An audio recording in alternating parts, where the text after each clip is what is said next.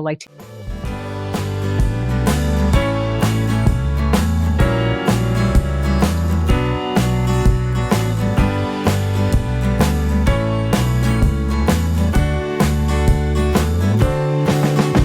Welcome to Leadership Reimagined, where game-changing conversations are reshaping the world of work.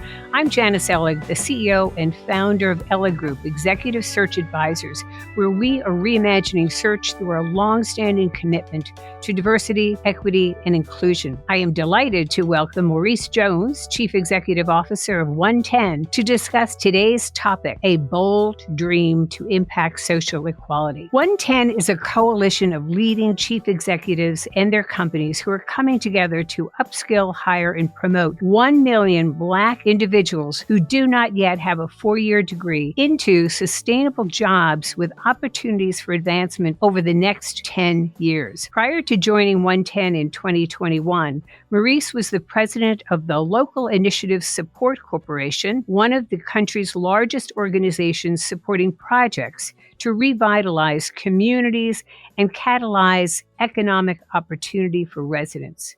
And before that, he served as Secretary of Commerce and Trade for the Commonwealth of Virginia. He was Deputy Secretary for the U.S. Department of Housing and Urban Development, President of Pilot Media, Commissioner of the Virginia Department of Social Services, and Deputy Chief of Staff to then Virginia Governor, as well as other high-ranking positions in public service. He has been a very busy man in social equality. Maurice, welcome. I'm delighted you could join us today with your busy schedule. Thank you, Janice. It's nice to be with you, so thanks for having me. Well, the OneTen Coalition, as I understand it, is to really know those barriers to entry that Black workers face in America. And as CEO, you're leading that mission to help 1 million Black Americans in 10 years. So tell us about the genesis of this idea, the response you've had to the initiative, and what you and member companies are hoping to achieve and how to get to that goal. If you want to understand the genesis, I got to take you back to 2020. If you remember, in 2020, we had an outbreak of a pandemic that we're still fighting that had a pretty disproportionately adverse impact on Black communities and other communities of color. That was followed by a recession that was triggered in part by that pandemic, which also had a disproportionately adverse impact on Black communities and other communities of color. And then we had a series of shootings, Breonna Taylor, Ahmaud Arbery, and most especially and most searing of all was the murder of Mr. George Floyd in broad daylight, broadcast over and over and over again for not only all of the U.S. to see it, but frankly, all of the world. Well, those series of events moved a lot of people to look at our country through the lens of asking the question, are we who we want to be? Are we even who we think we are? A group of CEOs in corporate America answered that question with a resounding no, that we're not a more perfect union or becoming a more perfect union, that we've got some work to do. They concluded that the private sector had a big role to play in that. To their credit, and the they in this is Ken Frazier, at the time CEO of Merck, Ken Chenault, formerly CEO of American Express and now at General Catalyst. They brought in teammates, Jenny Rometty, who at the time was CEO of IBM, Kevin Scherer, who had been the CEO of Amgen, and Charles Phillips, who had been at Oracle and Infor and now recognized. They brought in those teammates and said, what can we do? How do we in corporate America lead an initiative, a gathering, a movement indeed, that helps us become a more perfect union? And what they did, they looked around and they said, look, what corporate America does better than anyone is create jobs and jobs that are quality. And you can't get rid of the disparities that are tearing us apart unless quality jobs are at the heart of it. And that's how they focused on the jobs piece. They went further, though. They looked at the data, and what they discovered was that if you looked at jobs that paid $60,000 and more in our country, that what you would discover is on paper, 79% of them required a 4-year degree for you to even be considered for the job. Indeed, if you look at jobs that paid $40,000 or more, and by the way, this was before COVID, so it's actually been exacerbated since then. But if you looked at jobs that paid $40,000 or more, on paper, 71% of them required a 4-year degree. And yet, when you look at Black talent in the workforce, ages 25 and above, 76% of us do not yet have a 4-year degree. And so when they looked at the data, they concluded rightly that we have a systemic barrier in the form of a credential, a 4-year college degree that literally is standing in the way of people earning their way into the middle class. And so they concluded that they wanted to attack that systemic barrier and move corporate America and hopefully the rest of the country to a place where we were using a skills first approach to hiring, a skills first approach to promotion. And thus they came up with the bold vision: hire and promote 1 million Black talent who don't yet have 4-year degrees into family sustaining jobs and careers over the next 10 years. So a long winded answer to your query, but that's really those are the origins of this movement. And the real truth of the matter is, but for 2020, there would probably not be a 110. Oh my goodness, what a silver lining here, right? For getting more women and underrepresented groups, particularly the Black community, into those skill based jobs. So, how are you doing it? Because the first year, I understand there were 26,000 new hires and 4,000 promotions for Black Americans. So, congratulations. But how are you doing this if people don't have the 4-year degree? They come into a company. Is there a mentoring program, or how are you having the success of getting those hires in and those promotions to happen? We're really delighted with the results of year one. In fact, those results actually were achieved in 9 months, from to December of last year. And the way in which this is happening is it starts with the companies. The companies are doing 2 or 3 things that really, really are moving this journey along. First and foremost, they are putting on the table the current jobs that they have that are both family sustaining, meaning they pay living wages and above, and they don't require a 4-year degree. The other thing about those jobs is they're not at risk of being automated out of existence in 6 months, and they require less than 5 years experience for one to be competitive. Companies already have jobs that have those attributes, and they are putting those jobs at the service of this journey. That's number one. But even more powerful and frankly requires even harder work, they are recredentialing existing jobs. And what I mean by that is they're removing 4-year degree requirements from jobs that are family sustaining, where the degree is not relevant to the skills that you need in order to do the job. And they are moving their mindsets and changing job descriptions to relate those job descriptions to skills as opposed to credentials. And that really is the big work to be done for the entirety of the 110 journey, is recredentialing, removing that barrier and moving to a skills first approach to hiring and a skills first approach to promotion. The third piece of the work that they're doing is they've agreed to become part of a community of practice. And that community of practice is basically we curate a forum for the CEOs and the CHROs to come together at least 3 times a year to look at and to share best practices and to understand better what works, those things that we have to be great at in order to really achieve this mission. And the CEOs are committed to that community of practice. How do you get this pool of candidates? Being I'm in the search business, right? And I love the idea that you're bringing people more into the entry level, and then they'll be can rise up in an organization. But how do you find them? How do they come to you? And then are you then presenting them to companies across all sectors? That's where I was headed. So you got the companies first, right? And the companies are putting the jobs on the table, re-credentialing, participating in the community of practice. The second piece of the ecosystem, and that's what I want to stress, this is an ecosystem job.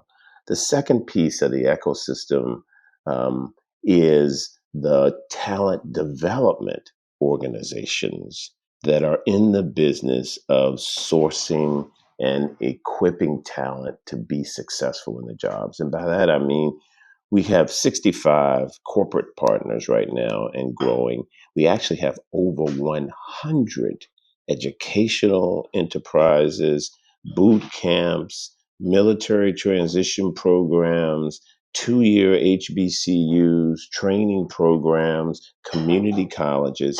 Those are the enterprises that we are collaborating with to both recruit the talent and prepare the talent for the in demand jobs.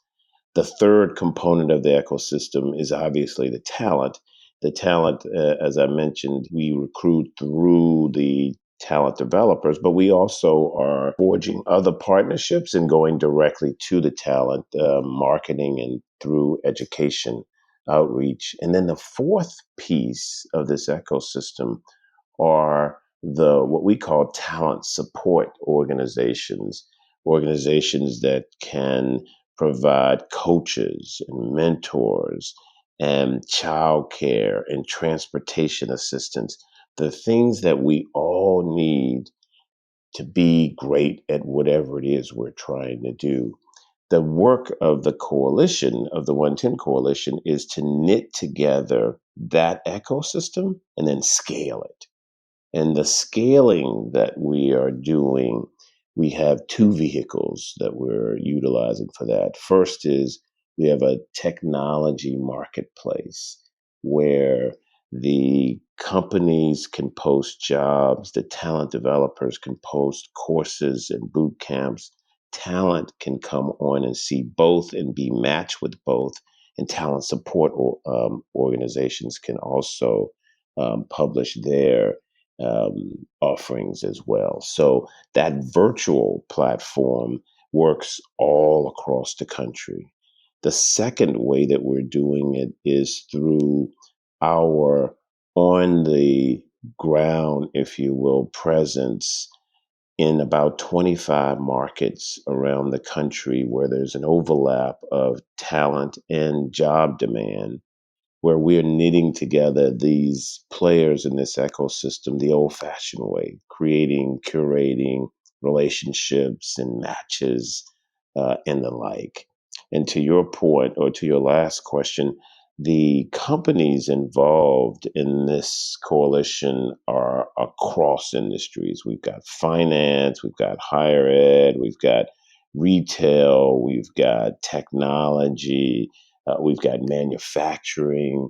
So it's a diversity of industries, and intentionally so, because we believe this for this movement to have the impact that we're looking for, that it has to be diverse in its membership and in the industries.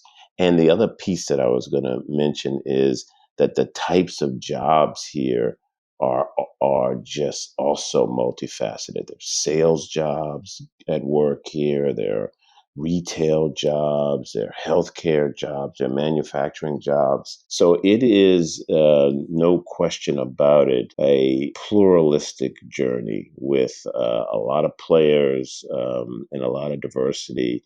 But it is the only way that you do something like this at this kind of scale. It's about curating and scaling an ecosystem. This is a phenomenal model for underrepresented groups to follow. Oh, to our listeners out there, whether it be a human resources officer, a CEO, a big not-for-profit like the YMCA that serves, 20 million Americans, 10 million youth, they want to align with you in this wonderful ecosystem that you've got going. How do they get in touch with you, or where do they go? The main place they can go is to our website, OneTen.org. The other thing is my email is out there, right? Maurice.jones@110.org. They can shoot me an email and I can make sure I get them to the right place. But yeah, to your point, we need more companies who will commit to this mission and this journey. We need talent development organizations across the country who can help us equip this talent for these jobs. We definitely need talent.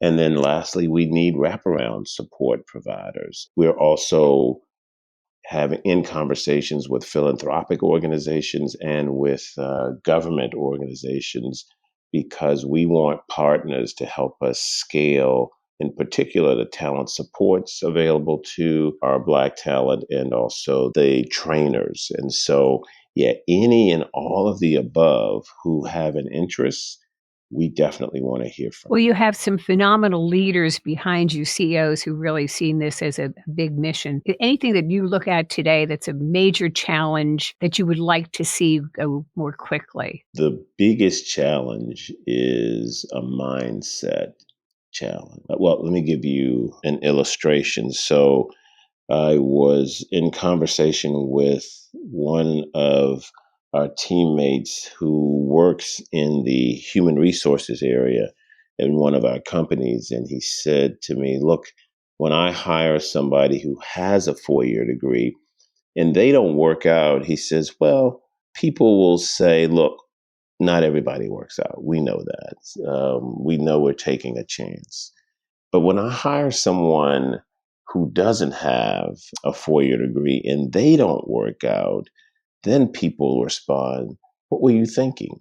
Of course they weren't going to work out. And so, it's that kind of mentality that we're trying to change here. And so, what we know is we can re-credential as many jobs as there are stars in the sky, but unless and until people really, really believe in the merit of skills first approaches, then we're going to have people default to the reliance that they've had on the proxy of a credential to tell them something.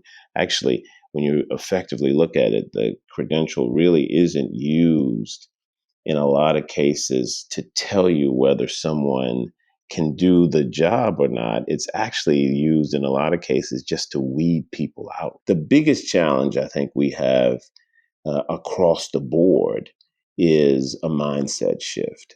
The second big challenge that I would highlight is the one that I described.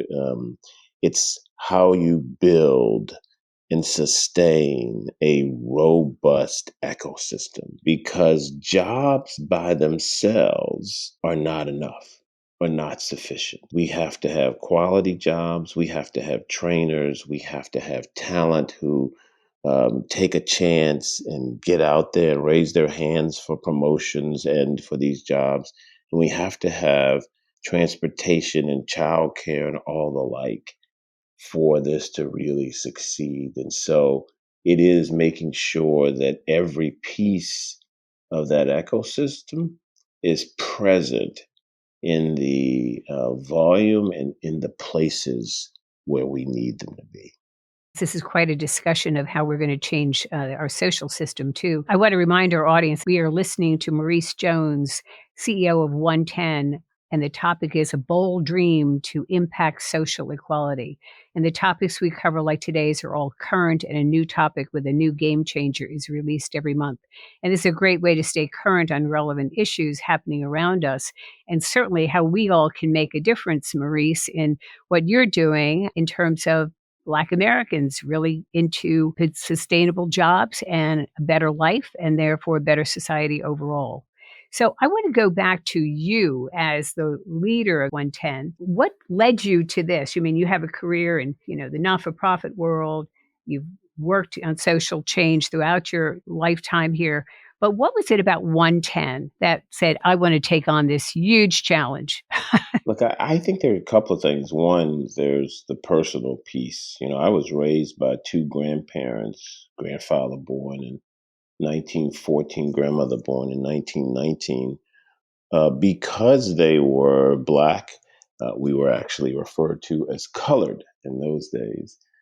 Because they were colored, my grandfather went to school for 6 years in a barn and then went out and went to work. And my grandmother, because she lived close to town, this was rural Virginia in the early 20th century, was able to walk to school, to a segregated school for coloreds, and got her high school diploma after 11 years. Well, the two of them raised me, raised their own children, and were for the for my upbringing the most transformative presences in my life, right? And were brilliant, no question about it. And their brilliance was not enjoyed by all who could have benefited from it because of the barriers that were put in front of them, overwhelmingly because of their race.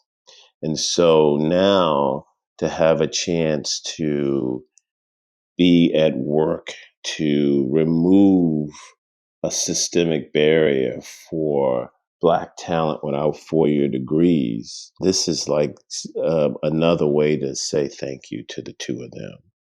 So, I have that personal piece. The other piece I would tell you is I think one of the greatest risks to the American democratic experiment are the disparities that we have in our country that are widening. And one of the most, I think, or one of the riskiest is the wealth disparity that largely breaks down along race and place. And this effort is definitely an effort that must succeed if we're going to have a chance of closing that racial wealth gap. And when I saw that we had these corporations behind it, my view was we can do this thing. And so, yeah, I saw this as an opportunity as opposed to anything else. 76% of Black talent in the workforce right now do not have a 4-year degree, but that number is actually 66% of all workers in the workforce. So this systemic barrier is, yes, disproportionately impacting Black talent, but it's actually impacting all talent cohorts.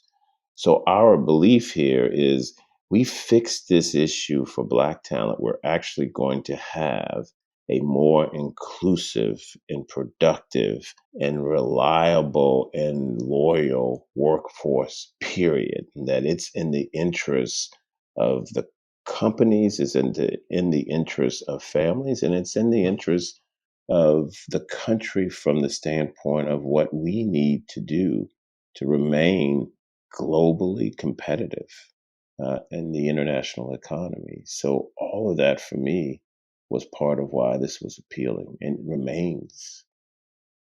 Led by Ken Chenault, Ken Frazier, Ginny Rometty, and other CEOs, as you've mentioned, you got in there to not waste the opportunity. The pandemic, the economic downturn, all got together and said, hey, we can do something here for Black Americans. So you didn't waste that crisis, and it is an opportunity. So what you're doing will really have an impact over the next 10 and 20 years, right? This is not a short-term fix. This is not a short term. No, this is a movement. No question about it. It's a movement. Yeah. So really congratulations on all that you're doing. So what would be your advice to young people out there today entering the workforce? What skills do you think are going to be most needed? And is this digital age impacting, is it going to be a positive or a negative for youth entering the workforce today? I think the digital age is something that's creating a lot of new opportunities, right? It's creating more opportunities for virtual work. It's creating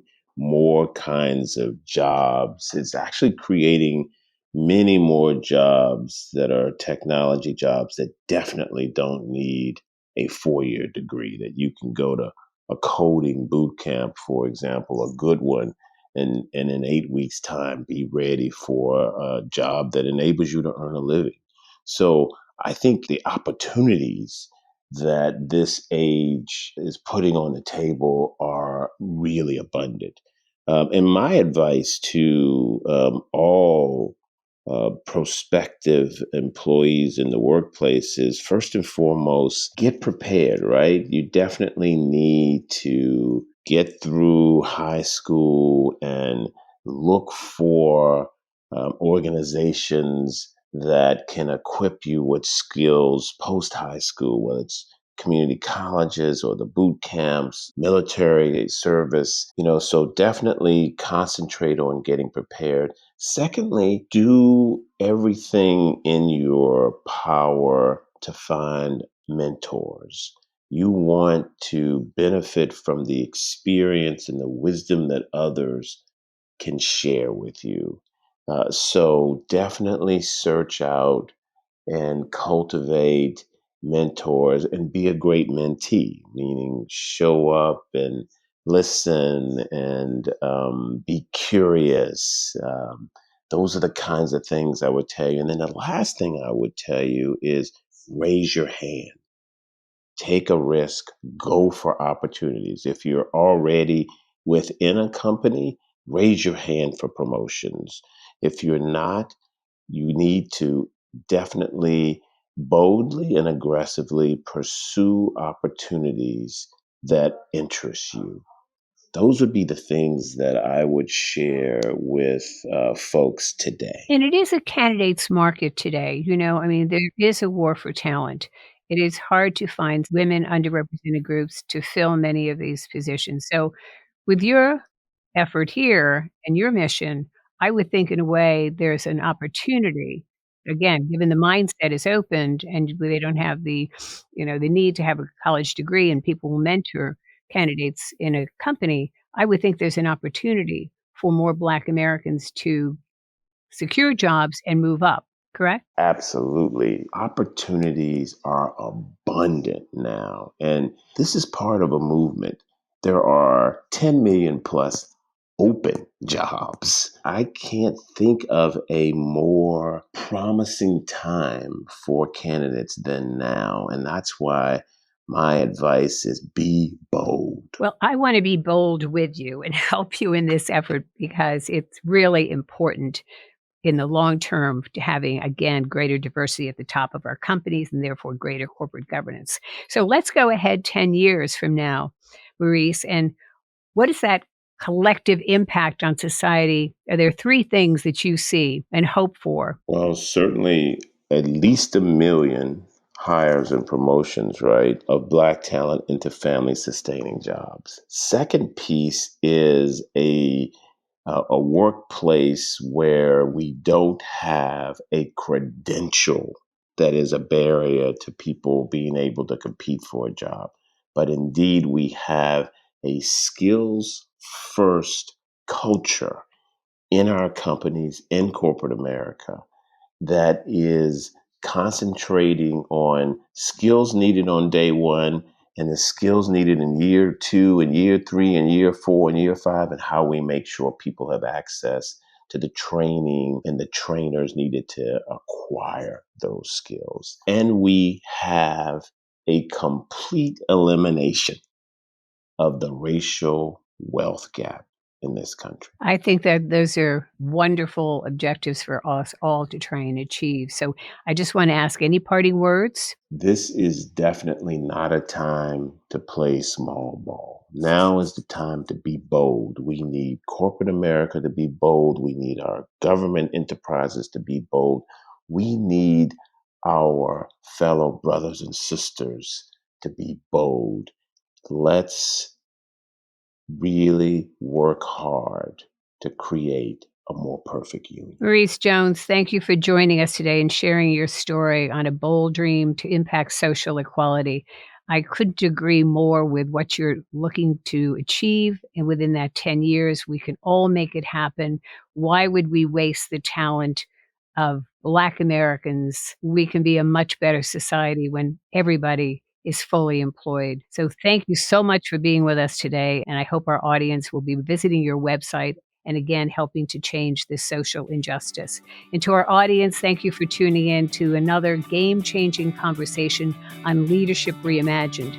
You can find me on Twitter, LinkedIn, or visit our website at elliggroup.com. Thank you for joining us today, and thank you, Maurice Jones. Thanks for having me. All the best.